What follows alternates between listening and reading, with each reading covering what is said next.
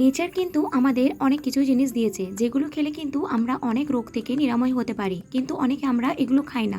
কিন্তু চলো, এমনই একটা জিনিস তোমাদেরকে আজকে পরিচয় করে দিচ্ছি।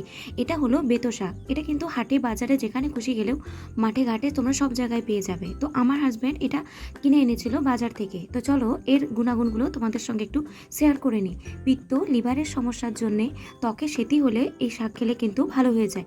মুখে ঘা হলেও কিন্তু সেটা ভালো হয়ে যায়। কিডনিতে পাথর হলে, এমনকি গরম জলে তোমাদের কখনো যদি হাত পুড়ে যায়, এই শাকটা বেটে লাগিয়ে দিলে জ্বালাভাব দূর হয়ে যায়। অর্থাৎ তোমরা কিন্তু বুঝতেই পারছো এই বেতো শাকের উপকারিতা ঠিক কতটাখানি। তো আমরা যখনই বাজারে যাই তখনই আমরা এই শাকটা নিয়ে আসি, আর বিভিন্ন রকম টেস্টি টেস্টি রান্না করি, যাতে আমার বাচ্চাটাও খেতে পারে। তেমনই একটা টেস্টি রান্না করে ফেলেছিলাম। এই বেতো শাক দিয়ে পকোড়া বানিয়ে ফেলেছিলাম। থেকে শুনেছি এই বেতো শাক খেলে নাকি অনেক রোগ থেকে নিরাময় হয়, তখন থেকে আমি খাওয়া স্টার্ট করে দিয়েছি। সঙ্গে কিন্তু আমার ছেলেকেও খাওয়া। তোমরাও বেতো শাক খাও আর আমার চ্যানেলটি সাবস্ক্রাইব করে যাও।